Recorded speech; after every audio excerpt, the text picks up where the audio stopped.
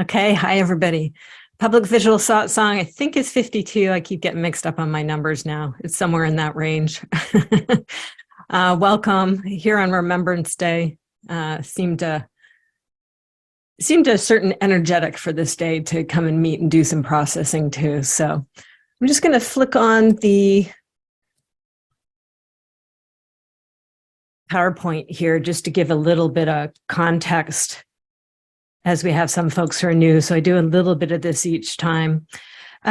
We typically meditate to begin with for about 10 minutes, just to kind of set the energetic container and get here and let go of anything else that might be going on. Then we do what's called reports and arisings. So some folks have been, by the way, I've been doing these since the pandemic hit North America and rolled across. So it's been several years now. And many people have been dovetailing into this over that time. And some of you may have found yourself here recently, maybe even this is the first time. So people who have been here repeatedly, they have reports, right? Because we're doing inner work here. We're doing non-dual Advaita Vedanta typically work here. And so there's reports from folks who have been here, because often there will be very deep pieces of work that have been done. And if you've been watching any of the recordings, you'll be aware of that. And so it's sometimes cool to hear like what's been happening, what's been unfolding. Not necessary, you don't have to do a report, but we start with that, reports. Anybody have a report? And then arising. So we come in here for satsang to meet what is here, what's in the now, right? What's up now? Even if you've been here multiple times, each time you come, you might be in a different state of consciousness, might be the same stuff you're working. There's different things going on in the world that are impacting all of us. So even if you've been here multiple times, this is going to be a new experience. It's different every time we gather. So arisings is another thing. If you've been here before, or if you're brand new, you might have something that you're bringing to satsang, so to speak. Another way to think of it is, what's our agenda? We do a co-created agenda. So it's always we come together at a certain point in time, and then it's what's here. We are meeting what's here. So we'll see what our agenda is. It just spontaneously emerges from who gathers and who has something that they want to, quote unquote, work. Works out every time somehow. So we'll see what happens this time. As well, given what does emerge here, we will do some sort of spontaneous inner work. We'll find our way. There'll maybe be some sort of inherent order to it that makes sense. We do a lot of self-inquiry. Sometimes we do constellation work. I'll show in a second all my a flash of my different visual tools. I've been helping people process emotions and thinking for several decades now, so I have a whole whack of tools. Some of those tools may find their way into this as well. We generally go for about 2 hours. If we're into a piece of work that needs a little bit more time, we'll go into bonus time. I do have some time afterwards. I can do bonus time if necessary. Or if I've only been able to work with a certain amount of people during our regular time. If folks are game to keep going, and so am I, often we'll keep going so that all the needs that are here, coming get met. So everybody can have processing if they want some. And if you need to leave, it's really come and go as you like. I do ask if you leave, if you just jot a little note in the chat, just so I know that you're fine when you're leaving. Sometimes we process really intense stuff. You can get triggered. So, as the holder of the container, I just want to be kind of aware how folks are. So you help me in doing that by just leaving a little note if you need to leave. Hey, just going on to my next appointment. Thanks, everybody. Then I know you're leaving the container fine, right? That you haven't been emotionally stirred up or something. And I need to follow up with you. All topics are game here. I'm non-dual. So wherever with the whole gamut of issues that are polarizing during our times, anything is welcome here. And in fact, it's very helpful to have people who are on different spectrums or polarities of these different issues to be able to process together and to see what's at the roots. And often the roots are the very same darn things, wouldn't you know it? But just coming at it from different perspectives. And that can help us understand each other and open the heart a little bit more. you know, and go through these times together in hopefully a more collegial kind of way. Depending on the topics, they may be placed on YouTube. If they're so-called controversial topics, they'll be placed on Rumble. Non-dual approach. With my work, I often use, and these are just conceptual phrases, right? They're not meant to be literal, but I will use the left brain, right brain analogy. I do something, many of you are visual practitioners, so we work logically, but we also work, you know, emotionally and intuitively. So both sides of it are welcome. With non-dual work, it's often the mind. The mind always shows up. Hello, minds, right? Kissing our minds and our intellect and our logic, which often gets us sometimes in trouble. But then also the heart and the belly, the gut, the instincts, the three minds here, the three intelligences. So you'll hear reference to this as we go along.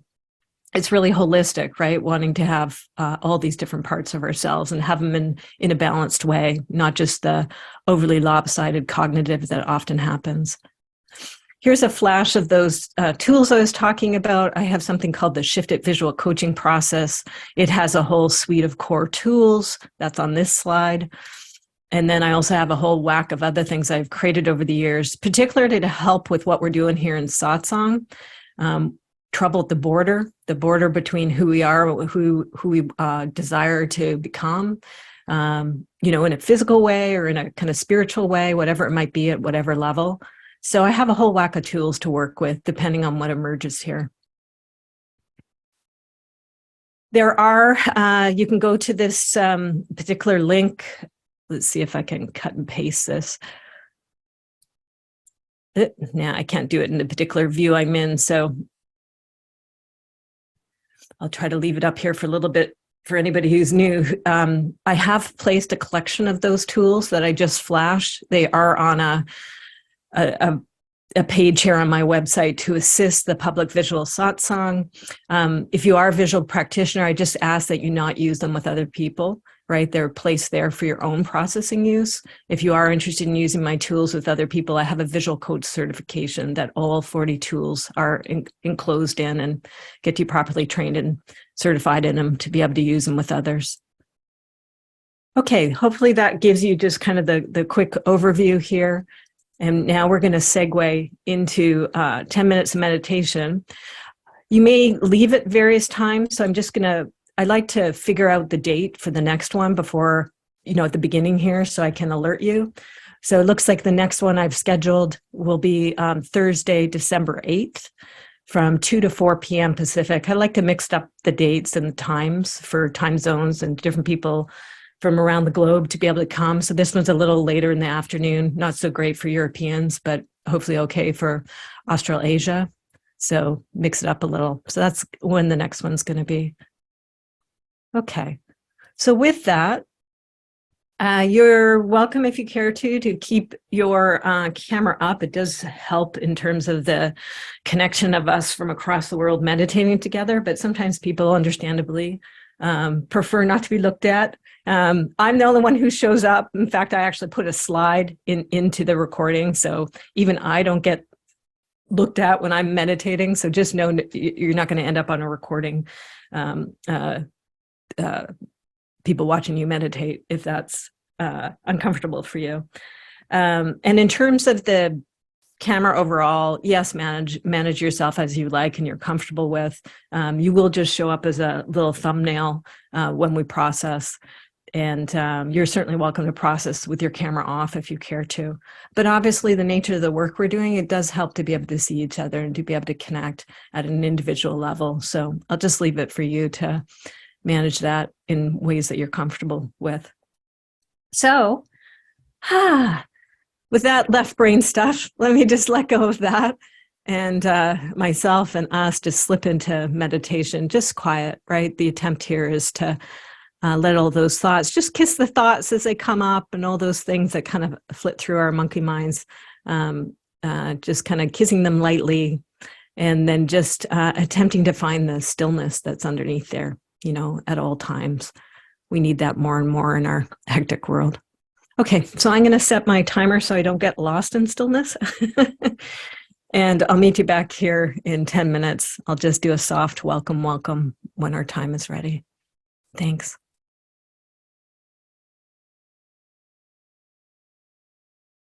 Welcome. Just coming back from meditation. I see a couple new faces joining us. Take your time.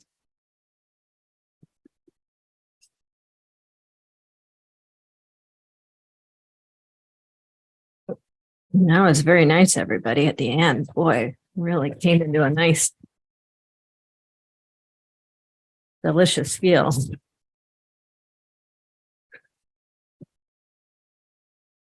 So as we're returning from that other kind of consciousness, depending on where you went, what you're able to tap into, we're just coming back to this Zoom room and being here with each other from wherever the heck we are. And we're going to shift to what are reports and any arisings. So if you've been here previously and there's anything you want to report in on what's been happening with your process and your inner work, you're certainly welcome to. And if you've been here before or brand new, if there's anything in particular that's arising in this moment that you'd like to bring forward, let us know. And I just kind of take notes and see what's present here and co-create our agenda from that. There's always an inherent kind of order that makes sense to do it in.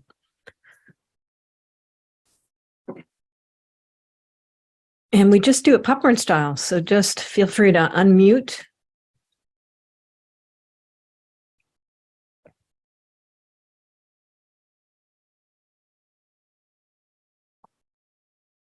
Or not.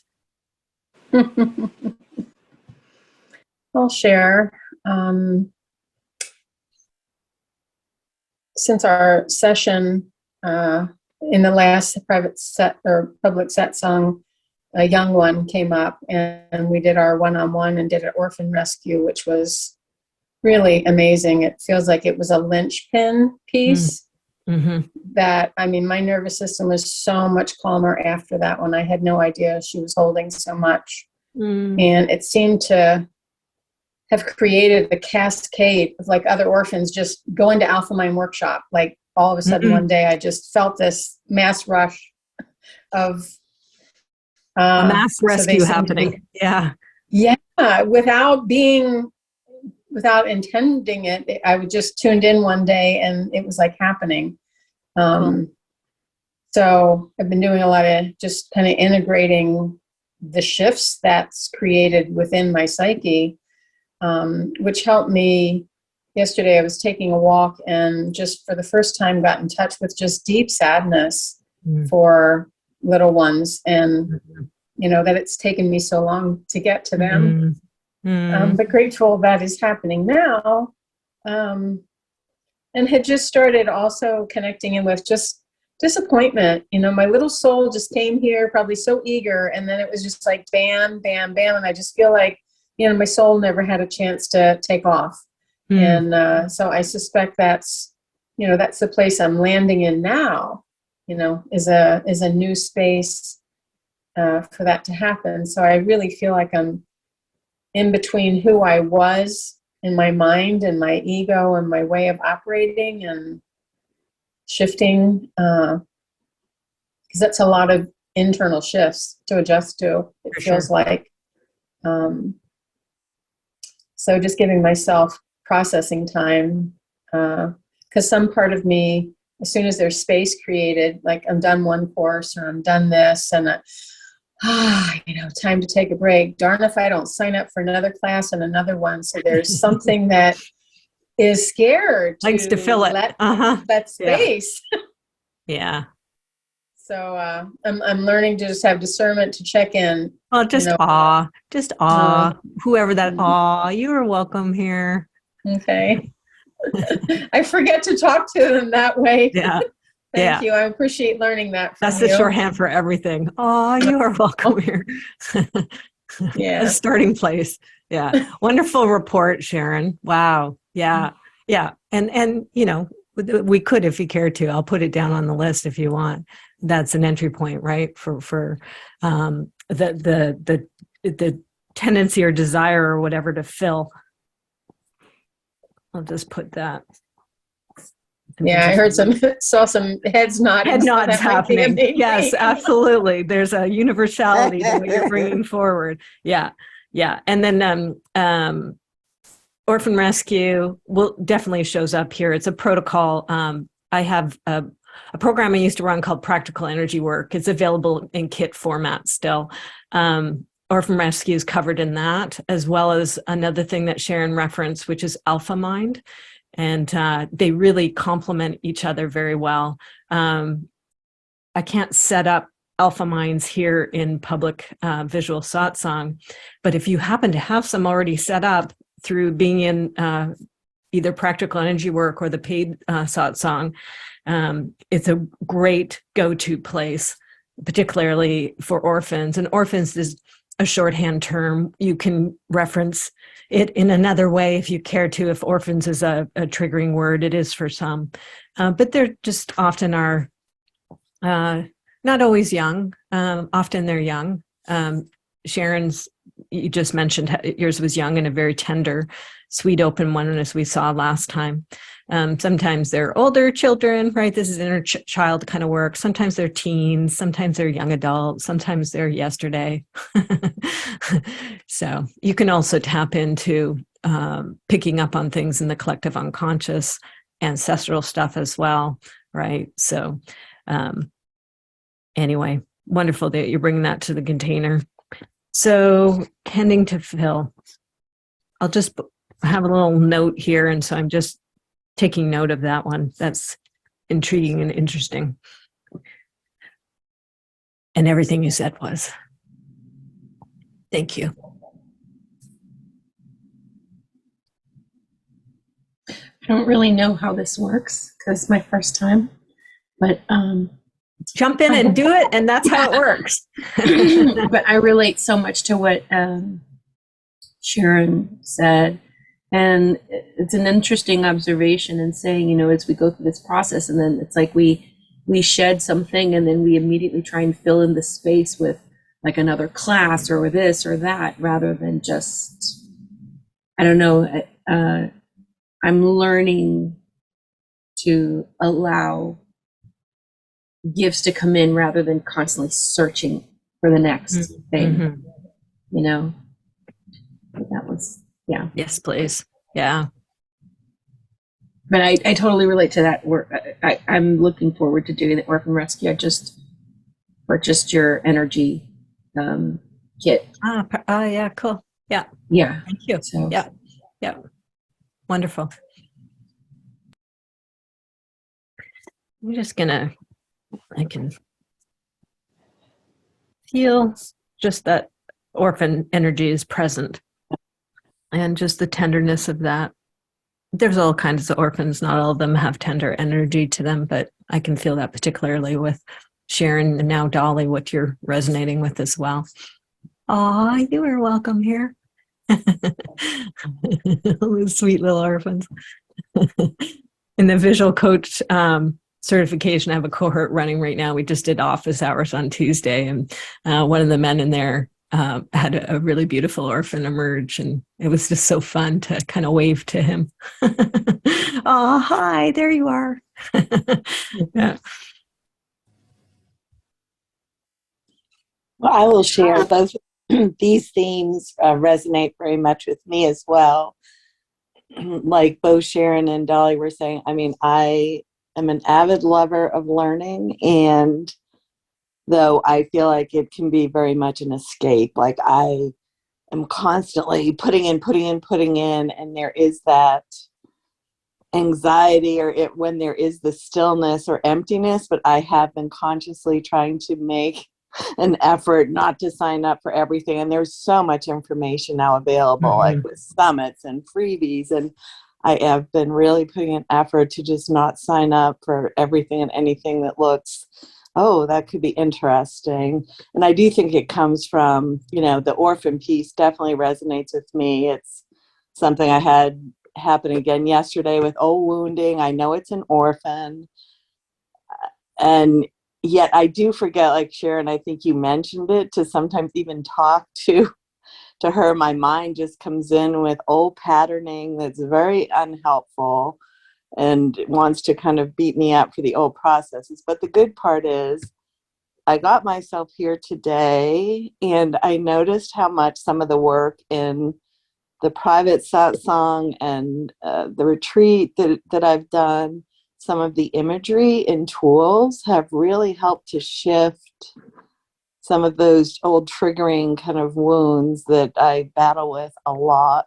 And it feels like a battle, but it's wonderful because some of the imagery and energy really came in strongly so quickly during the meditation. So I feel very grateful for that. Mm. Yay, yes, please.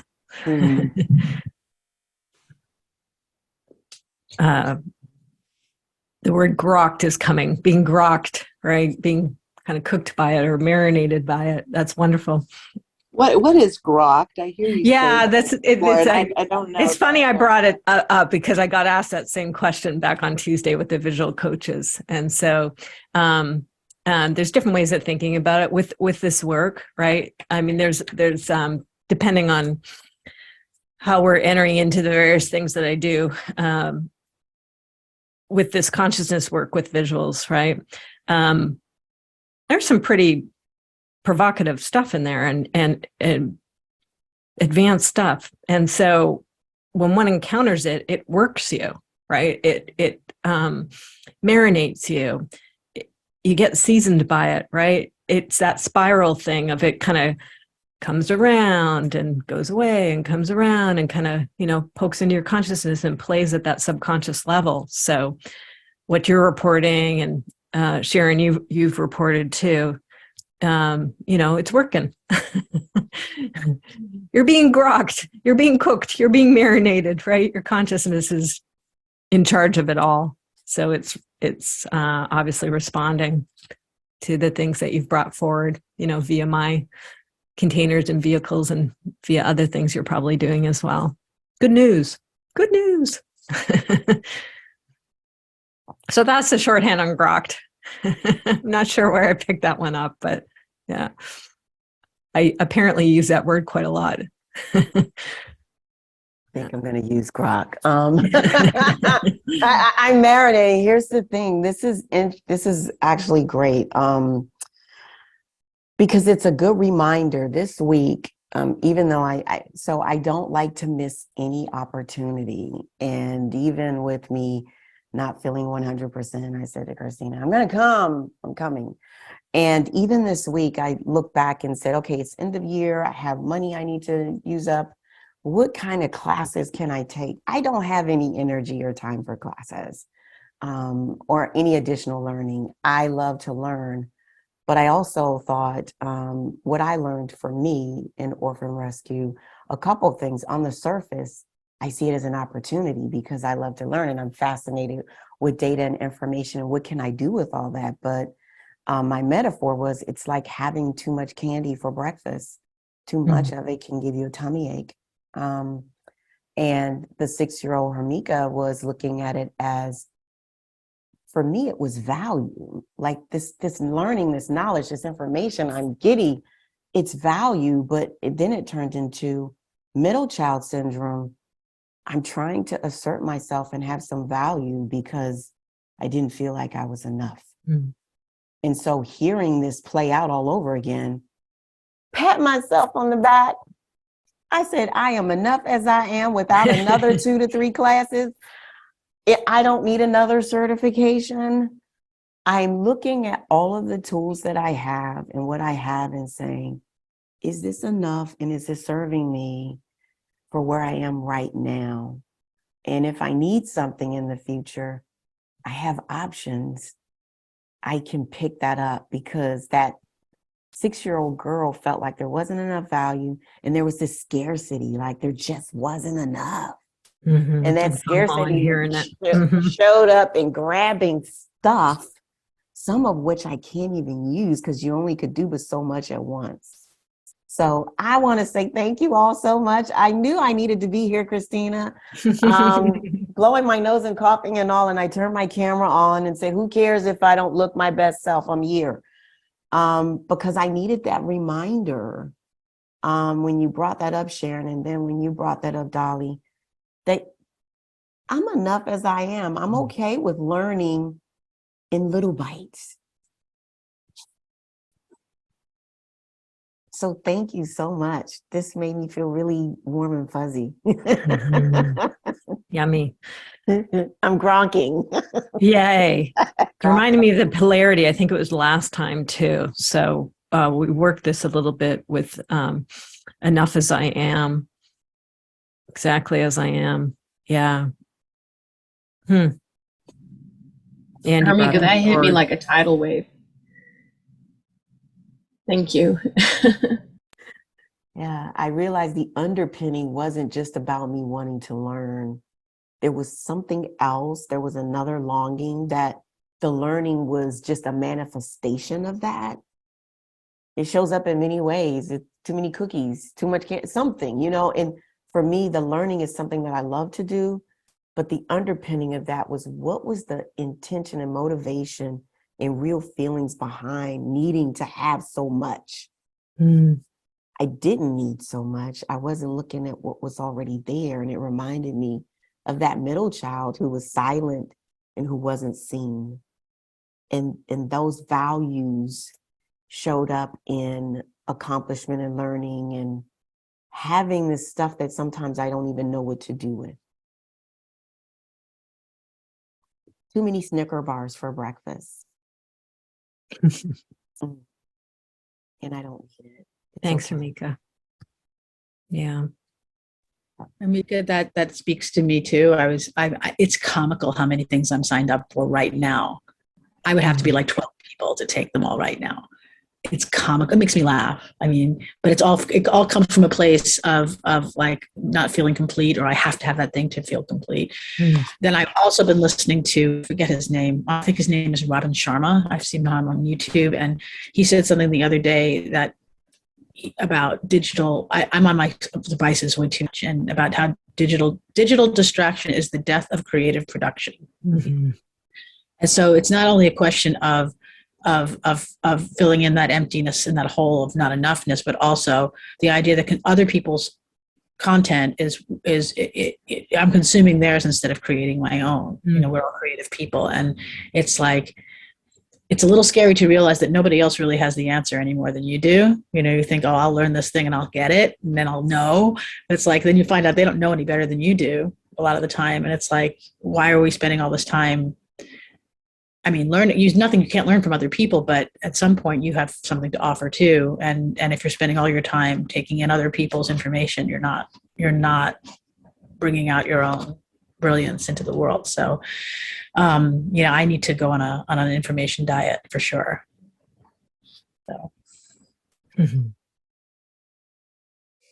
Thank you, Lisa.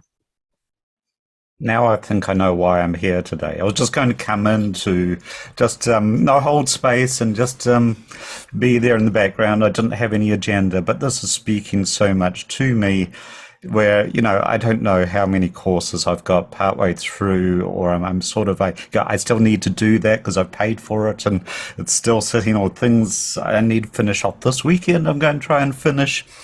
Part of it is the love of learning, but I think there's, not 20 years at university, it's, I think there is also something else, and someone spoke to this about not being enough. And every time, I'm supposed to be this weekend, I'm applying for another job and sort of trying to position myself for doing some business development on the business, and actually making some income from all of the learning. But it's I think I came into the right place today. I came in with no agenda, and now I know why I'm here. Thank you. And what's starting to emerge and show itself here. Yeah. Thanks, David. I'm collecting up polarities as we go. I think that's definitely something that we'll do here together as a shared polarity square. Anything else? Not necessary, but if there's any other reports or anything else that you notice is arising, just let me know. Let us know.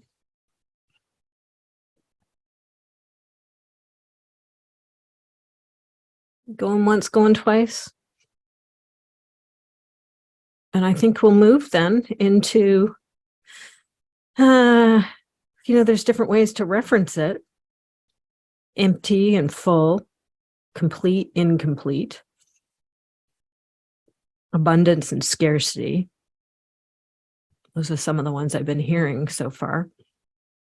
I'm going to bring up a polarity square and just explain it a little bit, and then we'll figure out which one to focus on. There might be several of them we do today. Also, just a caveat that my drawing tablet has been a little temperamental lately, so we'll see how it goes today.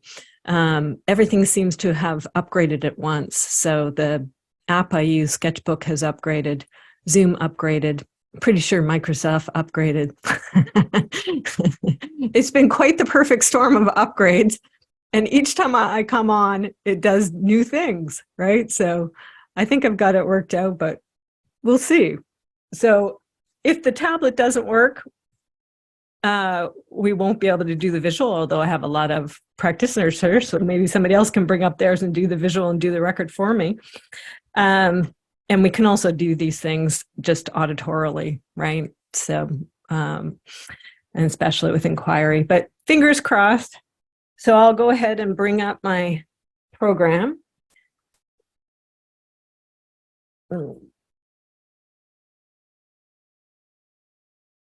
Okay, looks like it's up there. So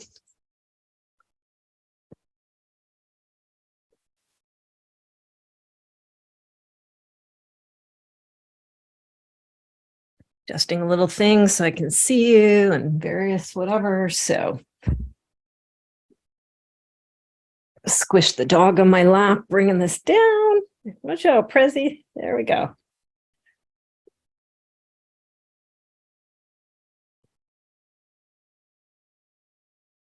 Okay, I'm going to go find my polarity square map.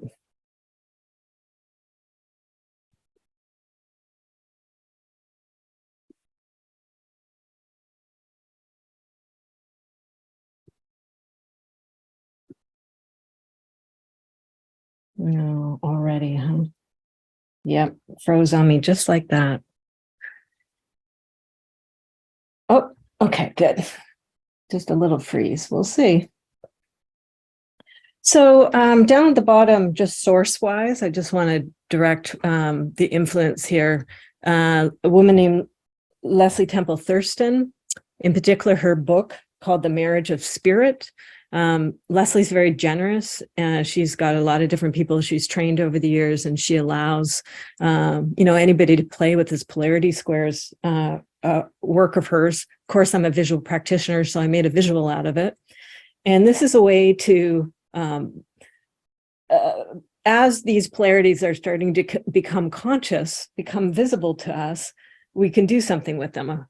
This is one of the maps that's on that visual maps page that I presented earlier.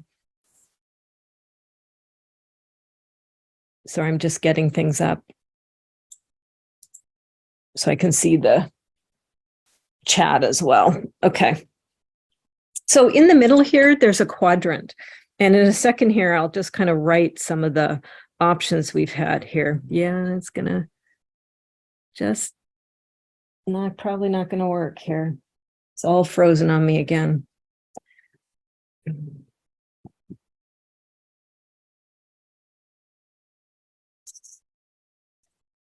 Crap. Okay. So anybody else have a device hooked up out of my visual practitioners in the crowd? If you are, I can make you a co-host and you can do the record for me. I'm sorry, I'm having trouble connecting my iPad too. Yeah. There's a lot of. I think Zoom has changed something. Yeah, Zoom went through a major upgrade and it's really interfering. But yeah. So we won't have the record, but you'll have this up on the screen. I will do a rough record on my end here. Just give me a sec. I have to grab a regular sheet of paper. Let's see. Paper. What's that? Yeah, and if I had I should nowadays do also, I have a document camera, but I don't have the program I have to have open before I go into Zoom open in order to use it. So that's not going to work either, but I will go to good old yellow paper here and just take rough notes, and I'll convert them later. So the thing we have to figure out, you'll see this quadrant in here. It says desire for, and it has an underline, and then fear of, and underline, desire for, and underline, fear of, right? So for example, if we have empty and full, we may not use that particular one, but it's certainly present here as a way to kind of get at this. You would put desire for empty up at the top, right? And then fear of empty. And then for the flip of it, full, desire for full, and fear of full. Make sense?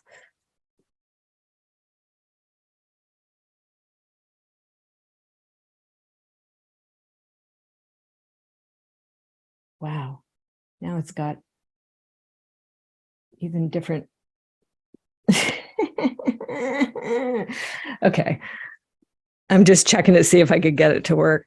And it seems even, it's not screen sharing anymore, correct? I'm seeing your slide. You can see the map? Yeah. Yeah, I see it. Oh, okay, good. So, desire for, oh.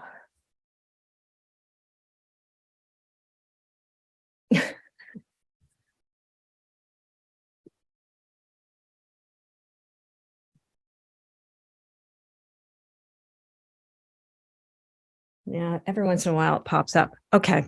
I'm just going to have to settle myself because it's really pushing my buttons. So desire for empty, fear of empty,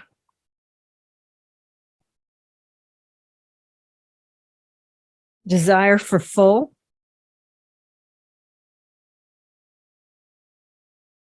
fear of full.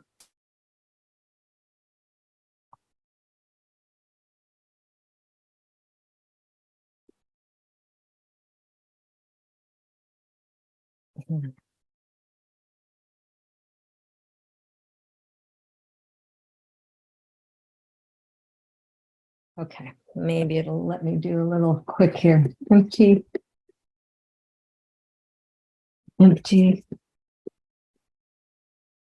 full, full. Okay.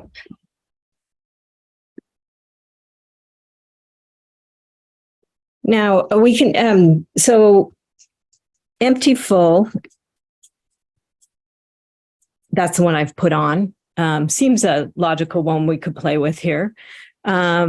Lisa's put in here consumption versus creation, right? That's a great one. What else did we have in here? Complete and incomplete.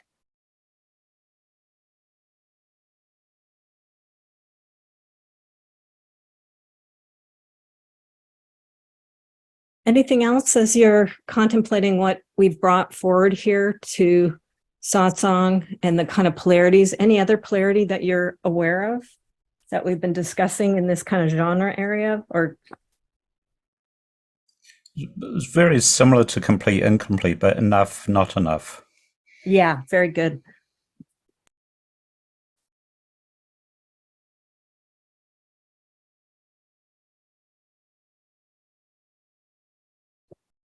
Good, and we worked that a little bit last time. Not maybe in that exact wording, but very close. Good. I'm- Anything else? Yeah. From I had a thought, but I'm not sure how to define it in terms of polarities. Mm, I was discussing this with a couple of parents of preteens and teens, and they were struggling with the whole notion of how to allow creativity versus like being too strong on discipline and mm. structure. So how could I help them define it in terms of polarity? I think you just said it. So, sometimes we have to get the nuance here, but structure versus creativity, or discipline Uh-huh. versus like, I don't know, spontaneity or something, or flow. I just didn't want it to seem like, because even with creativity, there is a certain type of discipline, but it's a different type of like impositional discipline. And there was also the concept of the internal versus the external power, like Yep. Often you'll find when you start to poke on a polarity, there's a whole cluster of them. Mm. So we'll do one here together as a group, knowing that also each of you individually may have your own polarity that is most up for you, or in the case, Anne, that you just brought forward, the group of people that you're working with or contemplating this for. And we'll see as we do one together, as you each, if the one we do together isn't the one that's most up for you, this will give you kind of a model of what you can do with the one that's most up for you. And by working it together, one of them together, it may also shake it out, Anne, as we go along. I'll check back in with you after we do whatever we're going to do here collectively together. It'll be interesting to see. It might give you some clarity on this one that you're kind of poking with and wrestling around with. Yeah. Thanks. Yeah. But as you can see with just our list on the left here, right, as we kind of poke around this thing that's starting to show up here in Satsang, we could language it in different ways. We could reference it in different ways. They have different nuances. Each one we will get to slightly or radically different places on if we put it through this particular tool or technique. And it's especially when we're really serious about our inner work, and we will do all the various nuances of a polarity, right? Because you will get different subtleties using different words, right? And yes, there's other ways. This is just one tool I'm bringing forward. There's lots of other ways you can work with this stuff in a work perspective. But the polarities is definitely one way, doing the polarity square. And it's more of a cognitive approach to start with, right? We're really here in the head, kind of trying to figure out what's the range that we're working with. But once we get going here, you'll notice it takes us below the neck, right? It gets us into the body, gets us into the heart and to the belly as well. So we can use the cognitive as an entry point to the fuller work. Now, anybody have any big objection if we use the one that I plotted out here, the empty and full? And you can associate it in the ways that it was associated for you. So there's something going on like, I really want empty. I really like stillness, right? However, I'm noticing that there's also an aspect of me or aspects of me that get uncomfortable with that emptiness and that stillness, right? So therefore, I kind of desire full. And then the same thing, you can find that, wow, once you start to go into that full, then there's a downside to the full. Yeah, I'm going to just suggest we just jump in here and see what happens. Okay, so we can take them in whatever quadrant we want. We're going to do, by the way, we're going to do this quadrant in the middle. This is a 3Z. There's 3 parts. So we'll do the quadrant. A bunch of stuff's going to happen. We'll fill it all out.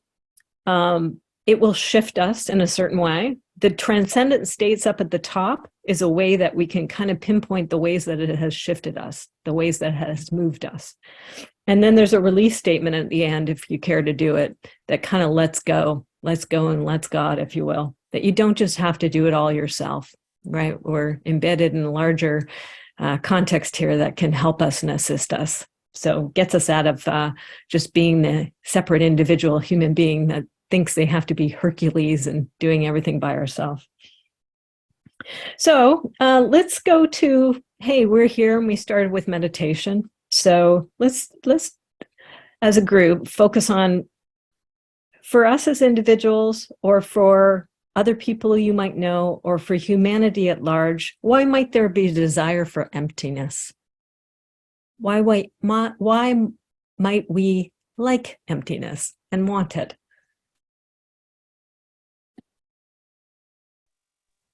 It's a resting place. Aha, great.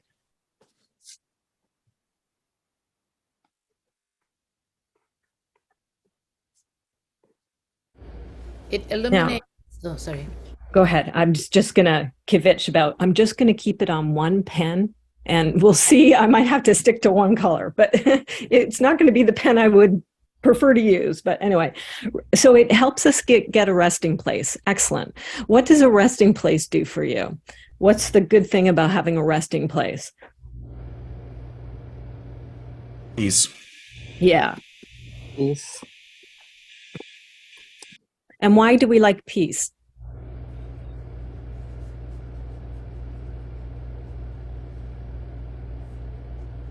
Quiet. Mm-hmm. Why do we like quiet?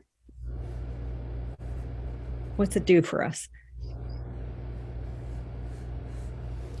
Leave Allows space. Allows us to think.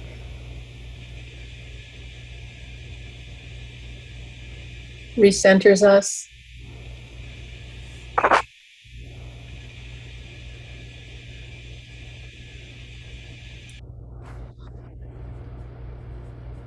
I think it's calming.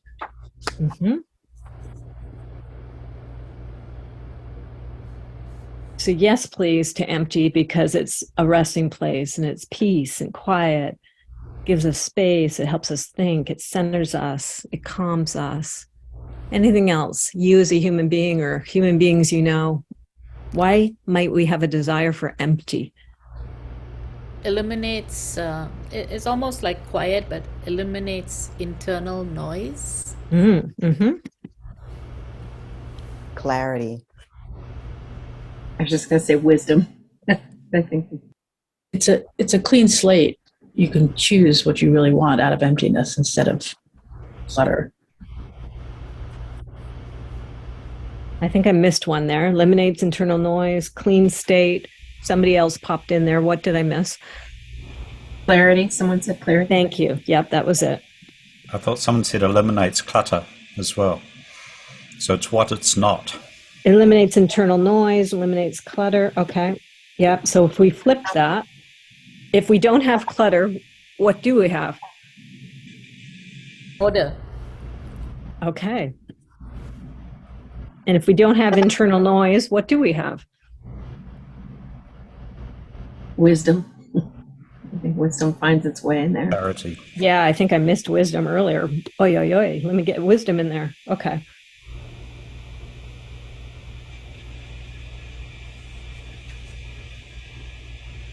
I think someone said clarity too. Oh yeah, it's there. Yeah, I got clarity. For me, eliminates internal noise. It would be silence. Mm-hmm. Mm. And there's no expectation with empty. Yeah. So if you're not, if you don't have expectations, what do you have? Flip it. Freedom. Yay. Freedom. There we go. Yeah. And the ability to just be. Yay. Yeah. Be. And it's a place of allowing to emerge, whether it's wisdom or whatnot. Mm-hmm. Excellent. Great.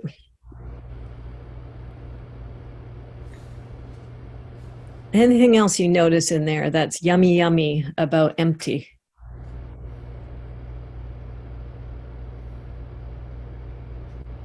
I want to say a place to receive, but then we're almost filling the space.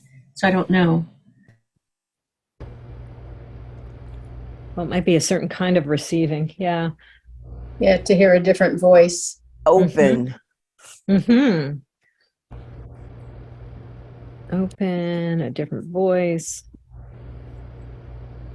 That quiet voice or the still voice, the one underneath all the hubbub.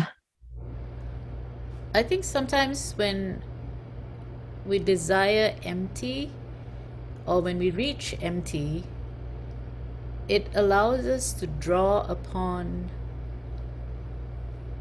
some of the latent or hidden resources that we have. Yes, please. Latent and hidden resources. Yeah, awesome. I'm going to piggyback on that. So allies, right? Allows us to connect with our allies.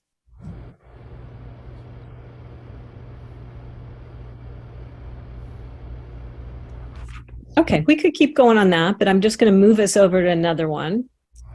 So let's go now into the fear of empty. We've kind of poked into the desire for it, but some of us were noticing, boy, when we get it, we like to start filling it up again, right? So how individually, how might you have a fear of empty, or how might people that you know or human beings at large, where's the fear of empty stuff? I feel my uncertainty. Okay, so you feel uncertainty. Alone. Sorry, what was that? Alone. You're alone. Alone. Yeah. Uh-oh. I know. I got my empty I wanted, and what do you know? I feel alone. Yep, makes sense. Okay, good.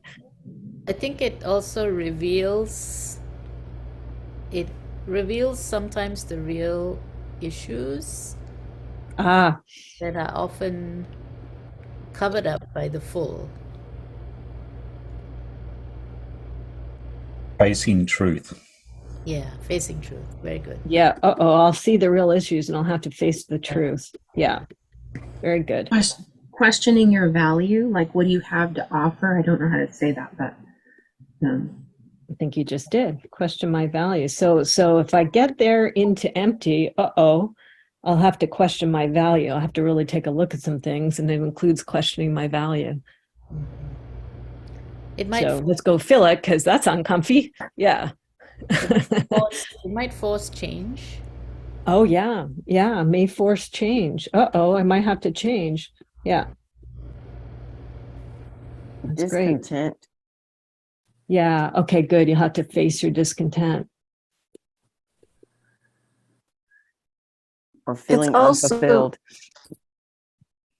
It's also so unfamiliar if one is really, really busy and active and doing and drawn to so many things.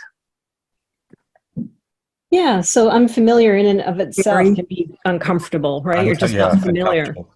Yeah. Okay. Mhm. Uncomfortable.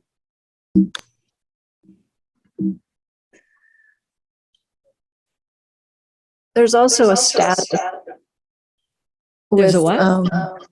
maybe a status or some, oh, I'm echoing. It's With okay. being busy or engaged, and when I'm not, I measure my worth. So it's like a value thing, but yeah, it's how others see. Or how we perceive others see us. Yes. Okay. So status is with fullness, not with empty. So, and if you're perceived, what is the concern? You're going to be perceived negatively? Judgment. Perceived negative, and then judgment. Uh-oh, don't want to be empty or have less. This kind of goes into some of the, right? Because then there's the status stuff that comes with this. You'll lose status. What just came up for me is I'm aware when my system gets too calm, which would be empty, I'm afraid of boredom or slipping into depression. Okay. Yeah. Fear of.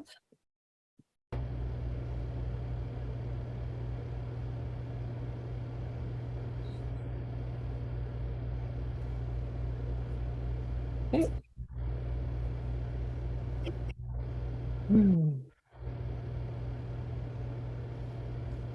Anything else where you start to encounter empty, which was desired, and there's an uh-oh. So what's the uh-oh around empty?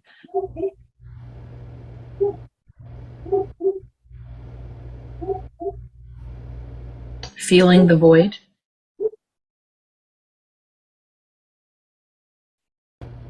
You want to fill the void? Did you say fear the void or No, feel it? like No, fill it. feeling the void. Okay, good. Yeah. Feeling empty, like, yeah. And so the void feels what? Is it scary? Is it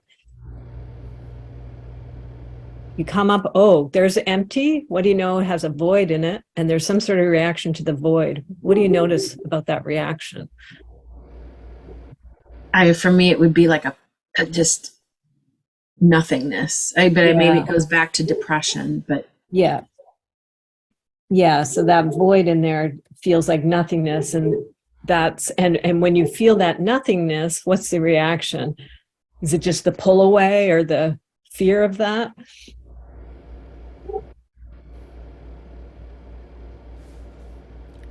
I can remember once when I felt really expanded and empty, that like I didn't know what to do with that then. Yeah. So confusion. it's like an unworthy. Oh, where there's another one. Yeah. Oh my goodness, I encountered this and I'm not worthy of it. Yeah. Yeah. All real classic reactions to meeting stillness. Yeah. It's also as an artist, like having a blank canvas in front of me and like the fear of just making a mistake or messing up. So just that pressure to still maintain some level of perfection or knowing or in control. I would add anxiety too. Mm-hmm. Yeah, it makes you anxious. So you, there's that emptiness. And what do you know? Anxiety. It makes me anxious. I think also feeling lazy. We're in such a doer society. Mm-hmm. Yeah. So with that space, with that emptiness, is like, I can't just be. Right. Fear of like, I have to do.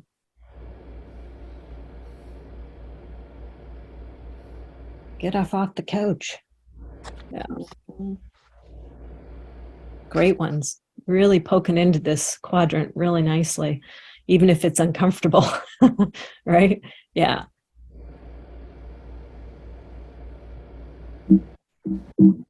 Anything else you notice as you start to meditate or you start to really poke into stillness and then, It's almost like not wanting to be in this world anymore because there's an access to a whole different energy. So I know sometimes that comes to me of like, I may not want to come back. So don't go there to begin with, Well, so far we've kind of encountered it as a negative, but if I'm understanding you right, it's a positive as you start to feel that stillness and it's really yummy. You're like, I want to be there. I want to join it. And I better not want that too much because how am I going to be in this world? Yeah. So don't want to return. Yeah. So it's like, I just want to stay there. Yeah. Great one. What comes up for me hearing that is that losing the sense of identity of how I identify myself as, then that I kind of lose that. That's great. Or I see through that falseness, perhaps. Okay. Or I see my false identity. Good. And then back to some of the other things we've said here is like, I'll have to face that realness, or might have to do something here, or even just have some feelings about it. Okay, very good. Yeah, I could just really feel like, oh, the grounding, right? Like it's getting, the energy is very, really rooting down into this. It's got a palpable energy to it. And we could keep going on that. There's a lot more, and everything that's been brought forward is very profound. So just a deep bow to this quadrant, knowing that there might be more to unfold in each of us. And we're moving quickly here, so we can always return and tease it out even fuller yourselves individually. But let's move to a next one here. Let's go to the desire for full. Why might you, as an individual or somebody you know, or human beings at large, why might we have a desire for full? Meaning, achievement. Okay. For me, it's FOMO.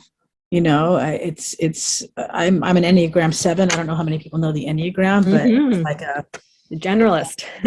yeah, a generalist, and also like whatever you're doing, there's something else you ought to be doing, or something else better around the corner, or something else. More, It's hard please. to be. Yeah. What is FOMO? For fear of missing out. Yeah. Good one. So we want full because it gives us meaning, it gives us achievement. We just don't want to miss out. So we want to do because something good might be happening over there, and we don't want to miss out on that. Growth. Also, Growth. Sorry. Growth, and then we'll get Leslie. Yeah. Sorry, Leslie, go. Yeah, it's a way to almost create value in myself.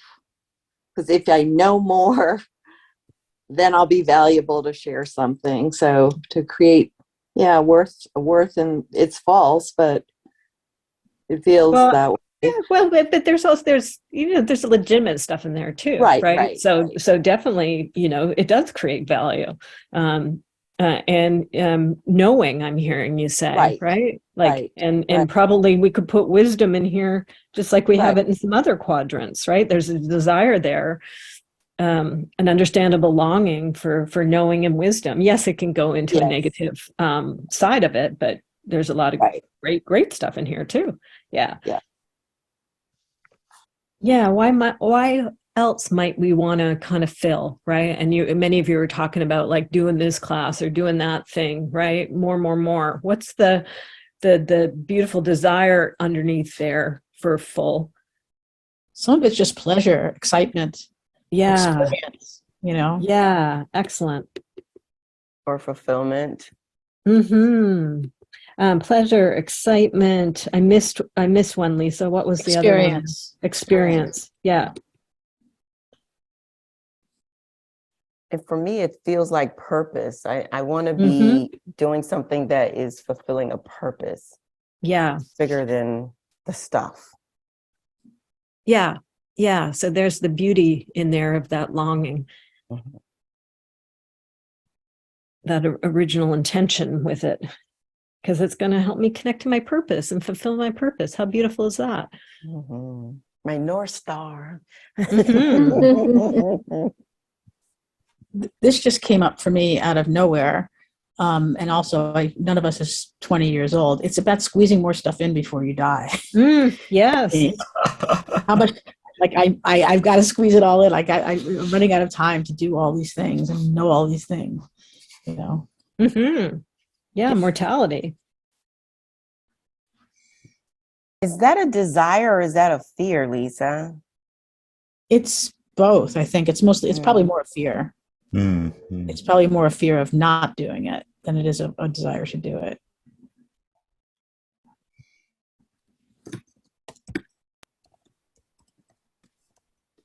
What I'm aware of is partly it's to fix myself, to fix the places I think that are broken. So part of me is like surprised hearing all these positive things about full. It's like, and that again might be in the fear category. I don't know how else to word that.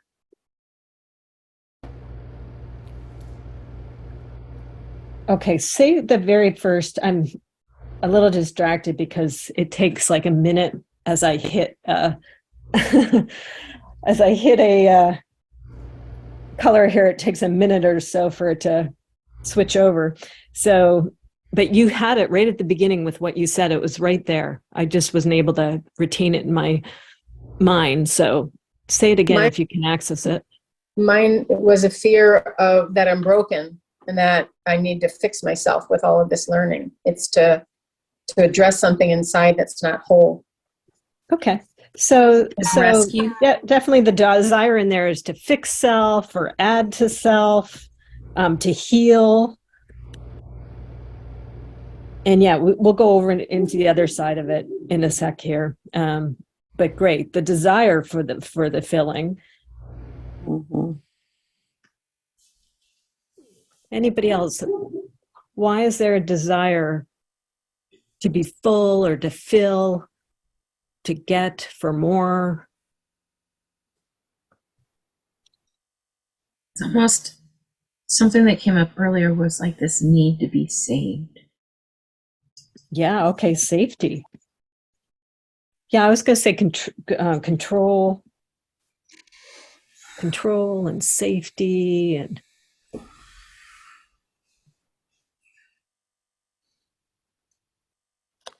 But there's a flow in feeling full too. If you think about this euphoric sense of full, and this sense of flow and all things in alignment, it just there's this euphoric, peaceful feeling that is indescribable. It's almost like I don't know what the right word is. yeah. Pinnacle of peace. I don't know. Well, I'll put in complete for myself. Yes, my complete. dream. Yes, that kind of completion and Yes. whole and satisfied. Yes. There's an energy that's coming from it. Yes. Yeah, I and wanted if you to build on that. what's the essence of the energy? Expansive. Mhm. Again, the growth, expansion. Yeah. Okay, good. We've got the- Limitless. Yeah. So if it doesn't have limits, what does it have? You have options, you have opportunities. There's just it's not defined. Infinite. Infinite. There you go. Yep. And it's not just about the head stuff. It's about the essence of embodiment. What are you embodying? Like my full self. Mm-hmm. Yeah, a lot of beautiful stuff there in that quest for full.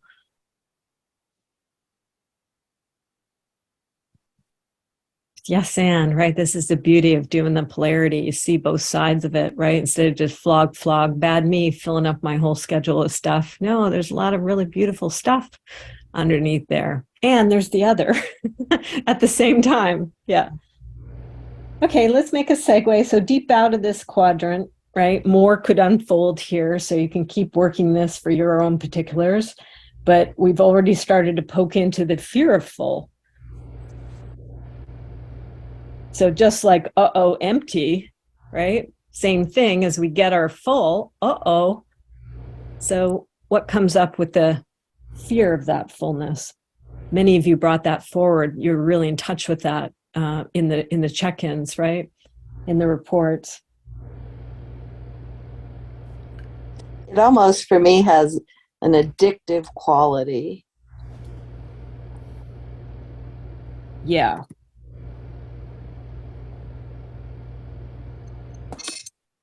So that quest for full can just lead to addiction or addictive quality. Yeah. I just want more information, and then that, is Burnout. Burnout. Yep. Yeah, exactly. Good. Burnout or never satisfied. Like overstretching capacity. Over what capacity? Overstretching. Overstretching. Yeah. Overstretching, over capacity. Yeah, overwhelmed. Yeah. Yeah. It's the wrong stuff I've got filled up with. Ah. Yes.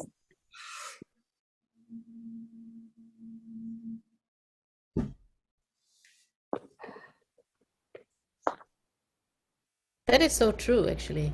Mm-hmm. Because sometimes you keep doing or you keep feeling, and it's the wrong thing that keeps coming back. That's very insightful. It is meaningless almost. Yeah. Mm-hmm. And I think sometimes we're on this autopilot, you know, that you're not intentionally trying to fill up with that, but because your psyche or your body or your spirit just knows that path, you keep doing it over and over.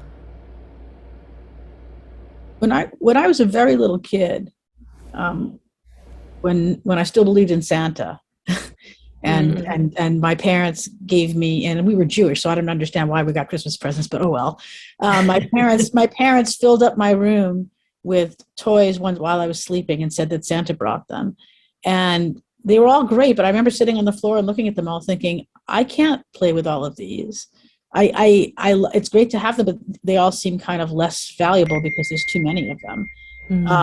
And I kind of wish that I could have gotten them one at a time.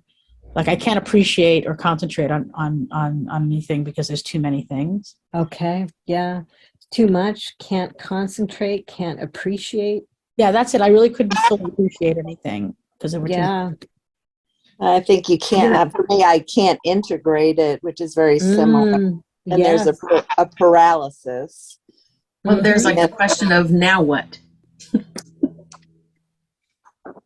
Yeah. It's a misalignment. The misalignment manifests in status quo or living up to expectations or norms that are contrary to who you are or what you really want. So that compromise in that regard, that misalignment to me just feels like the essence of it.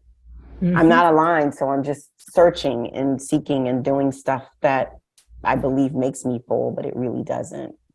It's not satisfying. Yeah. Yep. Searching, seeking, not satisfied. And that for me also leads to confusion about which way do I go now with all this information. Chaos. And the other thing is, I think I give away my power because I'm looking for all these answers outside of myself. Yeah. You lose agency. Yeah.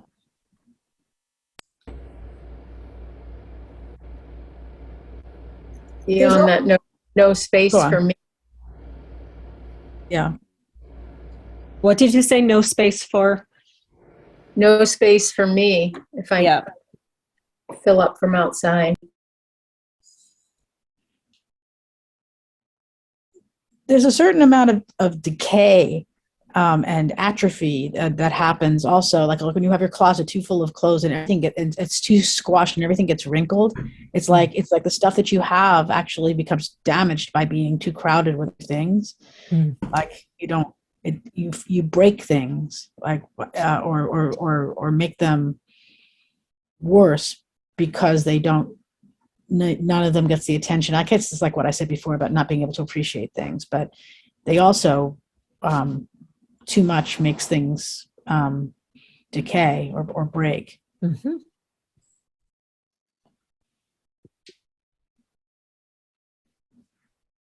Okay, so we're really feeling into this quadrant as we have the other three.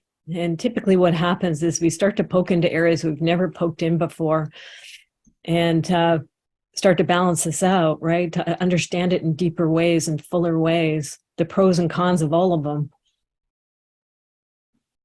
Now, there may be more kind of rattling around in any of these quadrants for each of you individually, right? So soon enough here, you'll have a copy of this. You can continue to add to it, and maybe you've been building one as we've been going as well. I'm going to shift us to the second step of this once we poke into this. And sometimes, you just really sit with these. You can do them in your journal and just sit with them for days or play it out for a week, right? And different nuances kind of come to you, and you just continue to fill it out over time. Eventually, when it feels more or less complete, at least as much as you want to do on this particular polarity that you're working, then you would proceed to the second step. Now I'm going to rattle these off, and we're a group of people, so we're probably going to have some variety here. So for some people, the work that you just did on this polarity, it will bring a certain state to you, or you have resonance with that state. Other people in the group may not. So we're just going to invite any resonance, right? I'm just going to tick as I rattle these off. Just feel free if this quality or state lands for you on this piece of work, just say so. So with what we just did, does anybody feel more acceptance? Yeah. And I'm going to have my head down a lot because I'm doing the scribing. So please say it out loud. I certainly can feel more acceptance, on some of these polarities than I could when we first started. My heart opens a bit more. How about attunement? Anybody feel attunement? Yes. Yes. Mm-hmm. Balance? Yes. Yes. Anybody get to bliss on that one? Yes. It's still, Yes. Okay, great. Excellent. Clarity? Definitely. Yes. Yeah. How about compassion? Yes. yes. Yeah. Detachment? Not sure. Devotion? Dharma? Discernment? Yes. Yes. Yeah. Equality? Equanimity? Yeah. Yes. Eternality? Faith? Mm. Flow? Yes. Yes. Forgiveness? Yes. Yeah. Yeah. Yeah. Generosity? Yes. Yeah. Grace? Yes. Yes. Mhm. Gratitude? Yes. Yeah. Yes. Harmlessness? Harmony? Yes. Humility? I can feel humility in that. Yes. Kind of the human condition. Yeah. Humble. Impeccability. We're always kind of trying, we're being impeccable by doing inner work, right? And by doing polarity square. We might have not reached impeccability per se, but joy, loyalty, neutrality, Yes. Mm-hmm. patience. Mm-hmm. Yes. Yeah, patience with ourselves. Yeah, purity, quiescence, samadhi. I'm still waiting for somebody to say samadhi on a polarity square. Apparently it can happen, but not quite yet. Okay. Selflessness, surrender. Yes. Yes. Yeah. Tolerance, Yes. Yes. trust, Yes. Yes. truth. Yes. Yes. This is the truth, right? What we're staring, it's complicated. It's got all quadrants to it. Unconditional love, Yes. Yes. unity, Yes. Yes. wisdom. Yes. Yeah, this stuff makes us wiser. Yeah. Beautiful. Now I'm going to say the thing at the bottom, just a release statement, a prayer, if you will. I'll say it so you know what you're saying. Then we'll do it a second time. You're invited, everybody, to say it together if you care to. You don't have to if it doesn't resonate with you. But release statement. Oh, eternity, please take all these states of mind, which are unbalanced in this pattern, and balance and clear them. Do this so that I may see more clearly and find my way home more easily. I give thanks knowing it will be done. If that resonates with you and you can see it on your end, just feel free to unmic. It's going to be a big cacophony. That's cool. We can just hear all our words together, right? O eternity, O eternity, please take all the take states all of of these mind states of mind which are which are unbalanced in this unbalanced in pattern, this pattern and balance unbalance and and clear clear them. them. Clear them. Do this so that I Do may this see so more So that that I I may clearly may see see more more and clearly find clearly my way and home more find my way easily. home more and easily. more I easily. give Give thanks thanks, knowing knowing it it will will be be done. done. It will be done. And good, it's going to let me save it.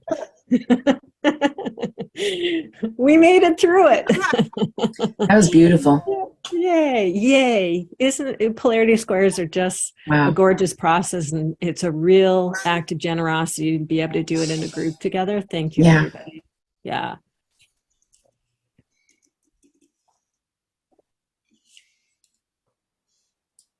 And it'll ripple around through our fields and through our unconscious. So don't be surprised if it kind of shows up or comes through in your dreams, or some sort of synchronicities happen to teach you even more about this. That's what happens with that release statement, right? You kind of let it go, and then all sorts of interesting things can happen in the process of letting it go to help us, understand these things more deeply, and all those wonderful qualities at the top. Yeah. Okay, so that's one thing we obviously just did here. I'm gonna see if I can find my stop share button. There it is. And so after we do a piece, in this case, it was a collective piece. We just kind of come back into our hole here and just breathe a little bit, and then just see if there's anything else that wants to emerge. What else is present here? We've got about 20 more minutes. I'm going back to my list because there was something that kind of struck me. I think it's just orphans, right? We're talking quite a bit about orphans. So given this polarity that we worked, you may be aware of some parts of you, some tender parts of you that were playing out in this polarity. And so I would just invite everybody to maybe become more aware of that if you weren't already, right? Probably through the act of doing that, that initial energy got shifted a little bit, got educated, got grown up a little bit more, got balanced out. But I guess that would be a place to start, or to continue after that, right? Anything you notice about your orphans with that? I feel a lot of compassion. Yay. Yeah. And anything that you notice, sometimes we can't tell, right? The hearts just comes online and there it is. But what's the roots of the compassion? What happened to provoke the compassion?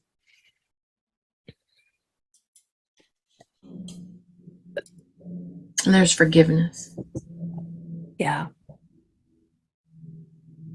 Forgiveness for yourself, forgiveness for other people, forgiveness about the human experience. Yeah. All of the above. Yeah. Yeah. If it was my dream, me too. Yeah. For my family, Uh, which is really for self, but nonetheless, it's just yeah. Hey, both. Yeah. something I'm working through. Yeah. Yes, please, to compassion. Yeah. For family, for self.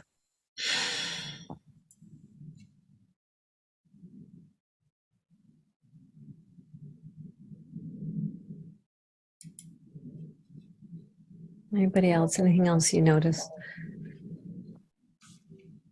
Well, in hearing that, I was tuning in before Dolly shared that, and I can still feel something stuck in me, like slightly resentful, like all of this stuff that I didn't learn, all of this, like we just had this amazing experience. And I feel part of me still can't fully connect with it, or like the good of all of it, because I'm so used to being in the wah wah wah about life and stuff. So it's just a curious place to be in after all of Okay, that. I'm just going to enter that if you're okay to enter it. And can I ask everybody else besides Sharon to mute, just because they're starting to get, understandably, a little bit of feedback. So, okay. We're just going to do inquiry, okay? So my guess is, whether it's an orphan, an aspect of self, something's just shown up here. So we want to welcome it. So, oh, hello. You are welcome here. Who are you? Right? Just curiosity. And just anything you notice as you kind of take that welcoming approach. That's a foreign approach. Okay. Am I? So just a little awe to that, because that could be a layer, right? That's recognizing, hey, I don't do this a whole lot, right? So yes, please, to the mind for tracking that, right? It's probably watching everything. So good job, mind. You're right. Sharon apparently doesn't do this often. And then a big old awe that you don't. Awe, history, conditioning, bunch of stuff there. If there's the opposite of the welcoming, which was probably more harsh, right? Like, we don't like that. No, thank you. That's tough. Yeah, all that does create more softness. I think there's just, the bridge from this one state I'm used to being in to this other amazing state that I miss. So say yes, please, because it just pointed out the flip of the polarity, which is softness, right? So, hello, softness. You are welcome here. And then we're actually going to invite it. It's like liberating it more, right? Because there's a conditioning that's happened where it was the opposite of softness, probably very understandably, if I drew out your whole life map and knew the whole context, right? It's probably a survival or coping mechanism. So we want to bow to it. All that harsh, so-called opposite of softness. Good job, right? It's like a guard dog. Good job. And there's a understandable longing for softness. So just softness, yes, please, you are welcome here. And you can invite it to, hey, there's more space now. You want to root down? Do you want to stretch out? You want to rise up? It'll have its own thing if it does, if it wants to receive the invitation. And it'll know how it tentatively comes in. Yeah. What do you notice? It feels this drops me down into a well of softness, a well of vulnerability that doesn't feel scary. Yummy, like innocent. Yes, please, yummy. Yeah, just by yes, please, innocent. Yes, please, safe, right? It's not fearful or scary. It's safe, right? Safe. It's going to be kind of, it's foreign to you. So it's like not familiar yet, right? So it's, that's different. Yes, please, come on in. It's okay if it's tentative, understandably. Welcome, welcome. Come on in. Stretch out. There's room for you.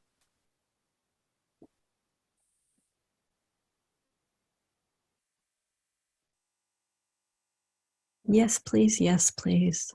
Good idea. It liked that stretch out instead of it all being... all constrained. There wasn't a lot of room for it previously, understandable, because all the survival stuff was there, and now that that's starting to settle in, it notices there's some room because the other stuff is pulled back. So stretch on out. You're right, there's more room than there's ever been.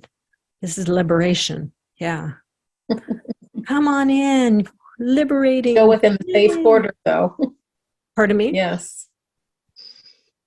Still within a safe border, though. Yes, you want to reassure it because it's a little tentative, and it's very wise to be so. So just, you're right, there's a border.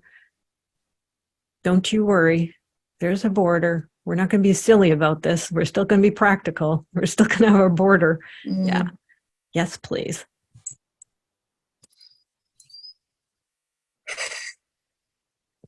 Yeah. Good. Just breathing and releasing. That Before kind of that releasing was the thought of zipping up. Like I forget to zip up. I just go out, you know, the times I do touch into this, go out into the world and yeah. Okay, so that was off of I understand that was off of the border, right? So it's like, oh yeah, borders. We like borders.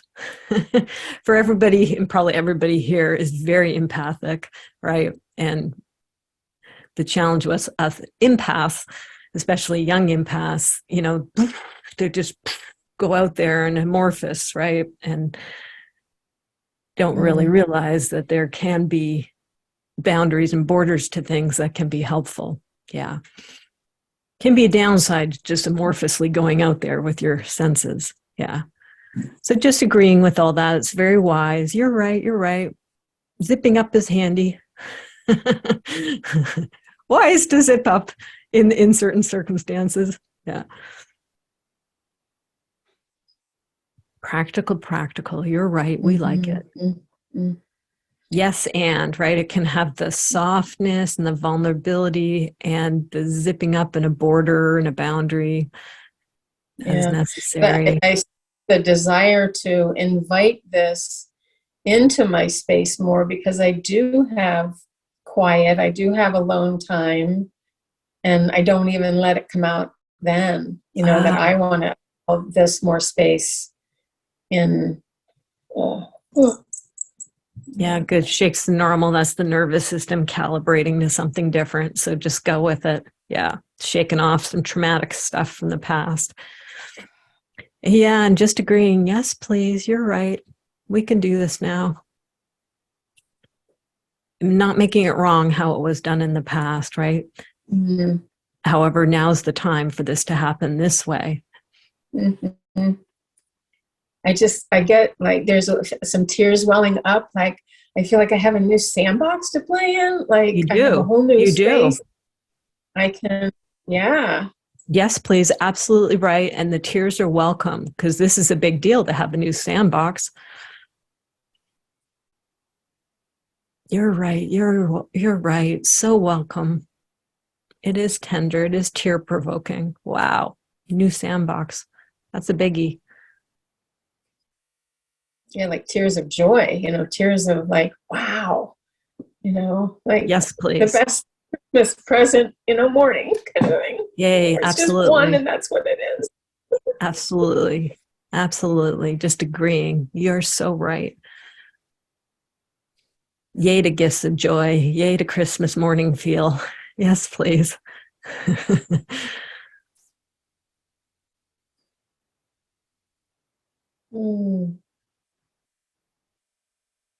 I'm struck with the counter of Lisa's experience, right? This is another experience of that. Yes to the gifts that you get.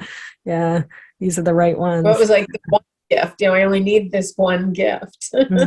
Yes, yeah, I please. had thought of that. I don't need a lot. Just this one is.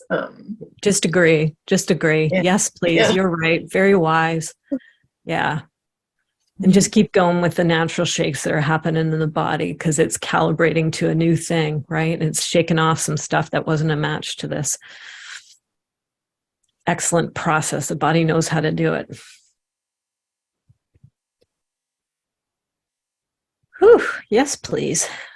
And ripple effect, I'm certainly feeling it. So I'm guessing others in the cohort and others who will watch the recording, right? We can just invite new sandboxes for all. Yes, please. And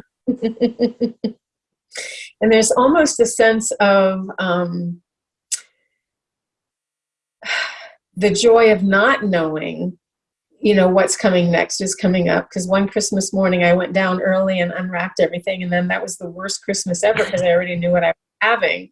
So it's like, now I'm seeing the opposite side of the fear of not knowing. This is like the joy of not knowing, you know, because it's going to be a time of discovery. Beautiful. So much what we just tapped into, right? That desire to have, understandably, to have control and it to be all known and whatever. now you're seeing a flip side of it. Like it can actually be really enjoyable to not know everything. Exciting, fun. So just agreeing through consciousness, through the form of you, is teaching all of us. Yes, please. Like there's so much I can make with the sand. You know, the sand's just sand and it can be shaped any way. Very wise wisdom there. Thank you. Insight received. Is communicating very well, right? The right brain, it's tricky for a left brain's to catch it, but we're getting it. Good job, right brain, through Sharon. You're really communicating beautifully.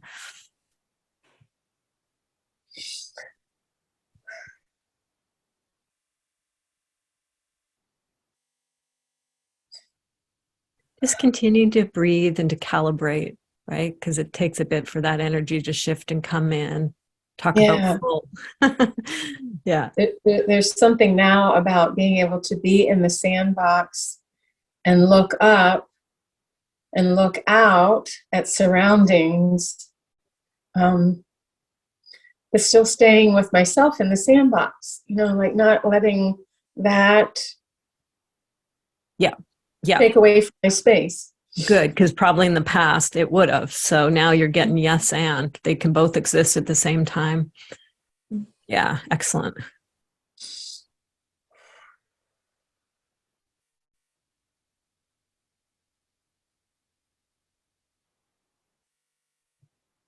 So just continuing to invite the unfoldment, to tears are totally welcome.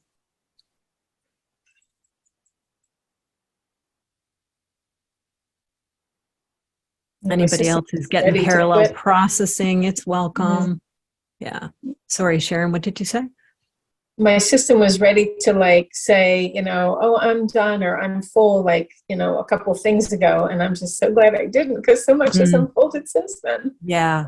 To not stop too short of a process, you know, to not stop the listening until it's done communicating. Like a reminder for my own process at home.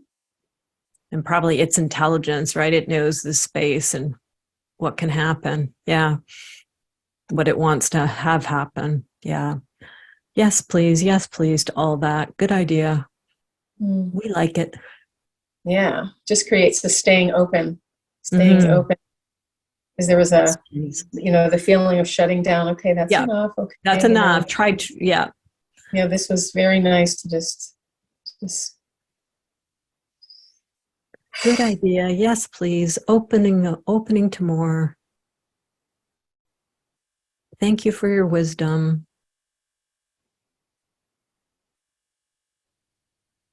Okay.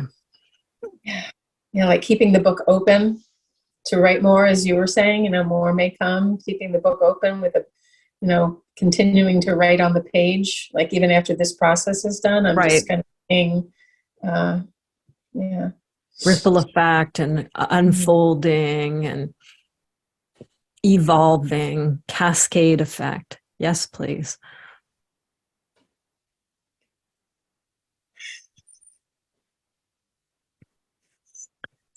Okay, we're naturally coming to the close of this and people need to go on to various things. So goodbye if you're leaving. Sharon, I might just, it's not an ending because it's continuing to unfold in you, but this is probably a good place for us to pass baton over for you as it continues to ripple through your system and unfold. Yeah, and thank you for jumping in and doing that spontaneous bit at the end here, which is so beautiful. Yeah. If you, we can see it's modeling is happening in the chat. So just if you're needing to quickly leave, go right ahead and drop your goodbyes in the chat. I will do, for those who can stay, we'll do a quick little go around and just do anything that anybody wants to say to complete. From this particular satsang, we never know what will happen. So this is what happened today. So thank you everybody who came and thank you for what unfolded. And maybe we'll see it at another one. You're welcome at any time. If anybody does care to stick around, just feel free to unmute and we'll just do a little closing anything to kind of sum up where you are in this point in time? Anything you want to say to close? I'm just feeling very grateful. Yes, So please. Me too, Dolly. Yeah. Thank you for this. Thank you for coming. Good co-creation.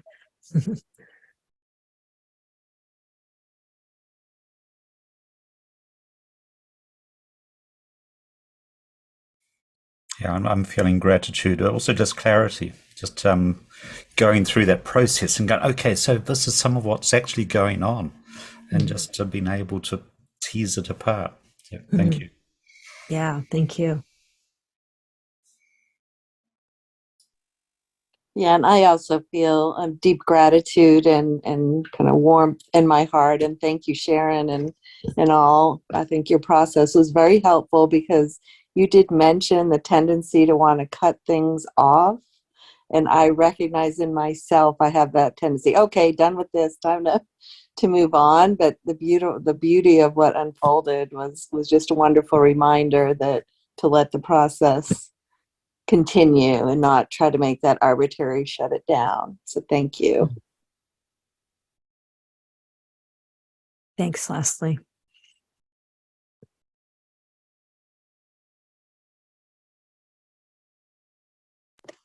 Yeah, just thank you for picking up on that needing to be processed out.